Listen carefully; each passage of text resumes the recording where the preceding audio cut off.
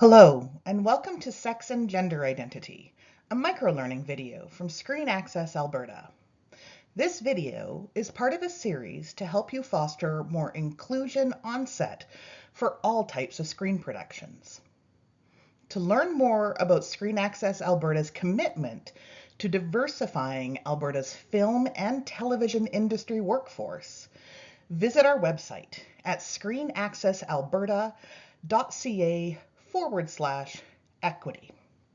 Let's begin. Sex and gender is a big topic, one that might seem simple, but when you start looking closely, it's complex. This video will provide you an overview of sex and gender, how they represent diversity, and steps you can take to make your set safer for everyone. A lot of the time, people will talk about sex and gender as the same thing. You've seen forms or documents that ask for your sex or your gender interchangeably. But sex and gender are different concepts that describe how we see ourselves and how the world sees us. It's important to know the difference so we can be respectful and inclusive on set. Now, a child's sex is formally assigned at birth. A doctor, a nurse, midwife, or some other medical professional will look at the baby's genitals and assign the child to one of two sex categories. Paperwork is then completed that reinforces this categorization, and this sex assignment will usually follow a child for the rest of their lives. Now, sometimes expectant parents and medical professionals will even predict the sex of a child before birth and share that information amongst family and friends through gender reveal parties. But really, a gender reveal party should more appropriately be called a sex reveal, because that's what we're doing. And people really tend to see sex as biological, which of course it is. But it's far more complex than simply announcing it's a boy or it's a girl. And the way we see sex and assign sex at birth does not actually account for all that potential complexity.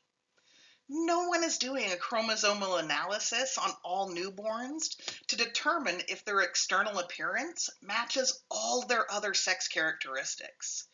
In fact, about 1 in 500 babies born in Canada has some form of sex chromosome difference from the standard XX or XY patterns you may have learned about in school. Now, people who fall into this category, anyone with sex characteristics that aren't solely male or solely female, are referred to as intersex. Many intersex people never actually learn their intersex, as their intersex characteristics might be unseen or unknown for the entirety of their lives. Now, gender or gender identity, on the other hand, speaks more to how a person feels about how they fit within the genders we have sort of socially agreed to. In North America, that means a man or a woman. Now, as you've probably heard, gender isn't just a man or a woman. It's more of a spectrum. Think man on one end, woman on the other, with people fitting in anywhere along the line between the two. To be sure, most people do tend to fit close to one end or the other. Most people feel that they are assigned woman at birth and then feel like a woman as they grow. Same with most men. They are assigned male at birth and tend to feel like men as they grow. And those feelings put them into a category that we call cisgender. Now, cisgender or cis is a Latin prefix meaning simply on the same side. So everyone whose gender matches their sex assigned at birth is cisgender, and that's the majority of people. But it's not all the people. For others, their gender may be on the opposite side of the spectrum from their sex assigned at birth, or others may find their gender sits somewhere closer to the middle of the man-woman spectrum. Some may feel that their gender shifts along the spectrum, and others don't really connect with the idea of gender at all.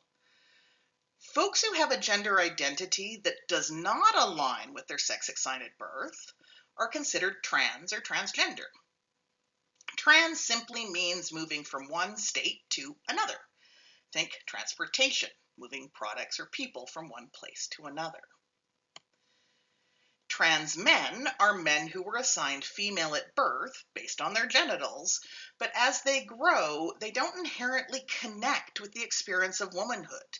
They understand and really connect with and are men. Now, trans women are the opposite. Women who were assigned male at birth, but connect with the experience of being a woman and are identifyingly a woman themselves. Non-binary, gender fluid, and gender queer are terms used specifically for those who don't fit neatly into the man or woman categories, and instead sit or float along the spectrum, identifying with aspects of each gender or neither. And now, gender expression is how we express our gender identity to society at large, based on socially held ideas about what is traditional for different genders. This can mean a hyper-feminine woman or super-masculine man, or again, any combination of ideas about how gender shows up.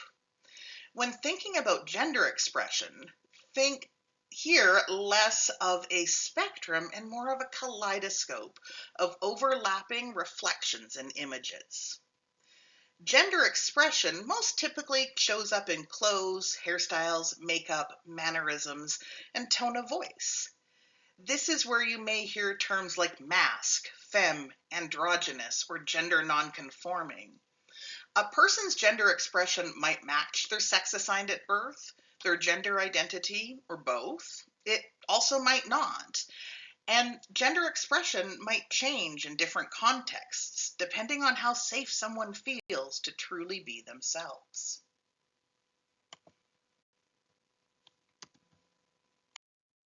Now, let's review those terms again, because language is an important part of inclusion.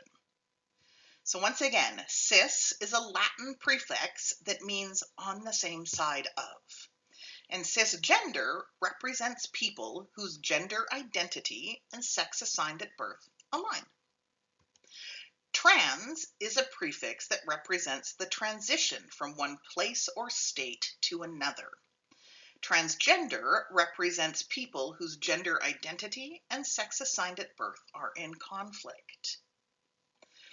Non-binary is a person whose gender identity falls outside of the categories of man and woman. And this can include identities such as gender queer, gender fluid, or agender. But agender specifically refers to an individual who does not identify as having a gender at all. Agender people often just prefer their name is used rather than pronouns. Now, the term two-spirit was introduced by Elder Dr. Mira Laramie in Winnipeg in 1990. And despite the word being relatively new, the understanding of gender and sexuality it represents is truly timeless. Two-spirit is an umbrella term that is used to describe Indigenous forms of gender identity and sexuality that simply don't exist in colonial Western binary understandings. So the meaning of two-spirit can vary amongst Indigenous peoples, and it definitely represents many identities, which can incorporate masculine and feminine elements into them. You might also hear Indigenous people use the term indigiqueer, which refers to their desire to indigenize non-Indigenous and queer spaces, rather than reflect the carrying of both masculine and feminine spirits. And lastly, queer is an umbrella term that can be used to describe a variety of identities under the 2S LGBTQIA+ categories. But it's important to remember that this term has historically been considered a slur and has only relatively recently been reclaimed by people in the 2S LGBTQIA plus communities. So some older folks may still find this term offensive because it was really used to hurt them in the past. It might feel like everywhere you look, gender is there. From beer ads to award shows to school libraries, gender and gender identity is a hot topic and one people feel pretty passionately about. And though people have different ideas about gender and gender identity, looking through an inclusion lens, we need to bring facts, not opinions, into focus. Now, many discussions about gender online, in the media, or even among community members operate from a place of fear and misinformation. When folks don't understand the complexity of sex and gender, they will find it hard to have a conversation about gender identity. And because most folks are cisgender, society is generally shaped around their experiences. How it feels to be intersex, trans, or non binary is outside of their societal reference points. And while they may be curious, we also need to be careful about consuming misinformation and discrimination about people with different experiences of gender. The world we live in is very much aligned with a two-gender model based on the idea that reproductive organs always align with a person's expression of gender and that everyone fits perfectly into two boxes. I mean, think about bathrooms in commercial buildings. Usually there's a bathroom assigned to men and another assigned to women, and the equipment inside matches an assumption about that person's plumbing. And often they tend to include baby changing tables only in women's bathrooms. But we already know that gender is much more complex than that. But sadly, sticking to the binary creates problems for people who just want to live peacefully. There are also significant benefits to those who are in power to maintaining a binary system where women and men are understood to have a common set of behaviors, actions, and desires. Maintaining a predictable system helps those in power maintain that power because it keeps people in predictable patterns and it controls and limits choices for individuality and expression, and it avoids the complexity of the true human existence. Now, sowing divisions among those who welcome complex understandings of sex and gender, those who do not, and those who simply aren't sure is also helpful in maintaining power because it distracts people from real social problems like wage stagnation and the rising cost of living. What someone wears, their tone of voice, or the name they use have rarely, if ever, caused social ills. When the general population is debating whether to respect someone's pronouns or to police what others are wearing, they're less likely to challenge their leaders to address problems that could benefit most people and ultimately challenge those positions of power. And then finally, focusing on difference in sex and sexuality, gender and gender expression is really nothing new.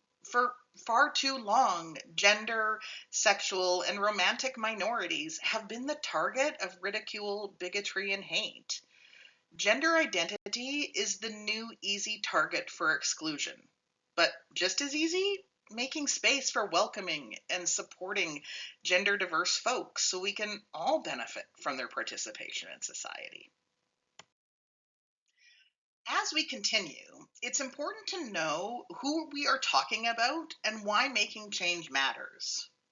So, while gender diverse people are currently minorities in Canadian society, they are present in everyday lives and deserve the same respect as cisgender people.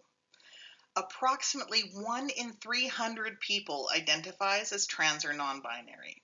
This is way fewer than most people guess on public surveys, who put the number at least 10 times higher. Even in Gen Z, where gender diversity is the highest, it is still fewer than 1% of individuals who identify as trans or non-binary. But even though the numbers are relatively low, we know that gender diverse folks are facing significant levels of discrimination and harm. According to research by Spindle Films Foundation, more than half of trans, non-binary, and gender-diverse folks working in the film industry in Canada reported a negative experience on their last set. Of those, more than half reported this discrimination took place every day. In addition, almost two-thirds said that they tried to conceal their gender identity because of the risk of discrimination within the film industry. But there's good news too. More than 80% of trans, non-binary, and gender diverse folks working in the film industry in Canada also reported having had a positive set experience, with a third of them crediting their experience to an advocate and in a position of power on set. So we know change is possible when we choose it. When we work toward inclusion, we can create a healthy, creative, and psychologically safe work environment for everyone. The Human Rights Act protects individuals from workplace discrimination based on a number of grounds, including gender, gender identity, gender expression, and sexual orientation. So committing or allowing harassment and discrimination is illegal. But there's so many more positive reasons to do this work. One, an inclusive workplace allows people to be themselves. The result? Better work and a safer environment. Simple acts like getting someone's pronouns right or ensuring everyone has safe bathroom facilities can make a world of difference in how people show up to set. Now, there are only a few industries where your personal reputation matters as much as it does in the film and television industry. Days are long, the stakes are high, and the cast and crew's safety depends on trusting everyone to do their jobs. It's natural people will want to work with others with great reputations who make great work. Word spreads quickly within the industry, and we all want that word to be good so we can attract the most creative, talented cast and crew every single time. Now, welcoming and supporting people to be themselves also just leads to a better final product. Though we may be telling a story set in ancient times, in outer space, or in our own backyards, the characters have to ring true or it falls flat. Creating an environment where the cast and crew can bring their full selves to set without fear of retribution or exclusion will translate on screen. And finally, the more talented folks you know and the more diversity you welcome into your creative practice, the better your production will be, and the better your next one will be, and so on, and so on, and so on. Now, knowing that advocates and allies, those people willing to speak up and make changes, are working to make sets safer for everyone can make all the difference for those belonging to gender, sexual, and romantic minorities. Remember, a third of trans, non-binary, and gender-diverse folks who reported having positive on-set experiences credited it to someone in a position of power advocating for inclusion. There are many ways you can increase inclusion on set to signal what type of workplace culture you are creating to everyone in your cast and crew. First, add pronouns to email signatures, to call sheets, and to other documents and forms, just to normalize sharing. Share your own pronouns. Doing that lets everyone know that pronouns matter and that you respect someone's right to be addressed in the way that feels good to them. And most importantly, when someone shares their pronouns with you, be sure to use them. And if you accidentally use the wrong pronoun, apologize and correct yourself immediately. And then move on. When you're gathering a group of people together, leave behind the old ladies and gentlemen welcome. There are so many gender-neutral options available that don't rely on binary definitions of gender. A simple hi folks, welcome everyone, thanks team, or hello future award winners if you're feeling fancy. Remember, even though it might seem neutral, referring to a group of people as guys is actually not gender inclusive. Now, if you find yourself in a situation where you need to ask for personal information about gender, be sure to include options beyond the binary.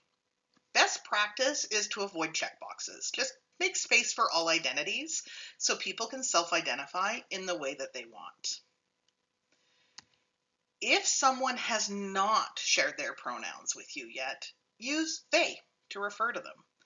While it might seem obvious to you which pronouns you use, gender is complex, and it can show up in unexpected ways. It's simply safer to opt for a neutral option until that person confirms their pronouns.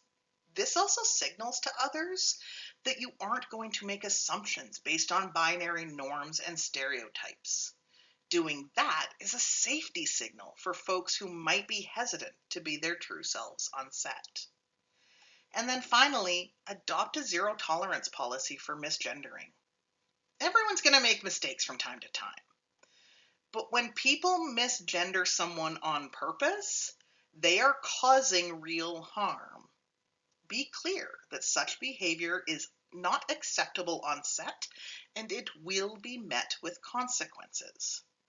Doing that lets your cast and crew know that gender, in all its diversity, is welcome on your production, and that you are committed to creating safer sets for everyone.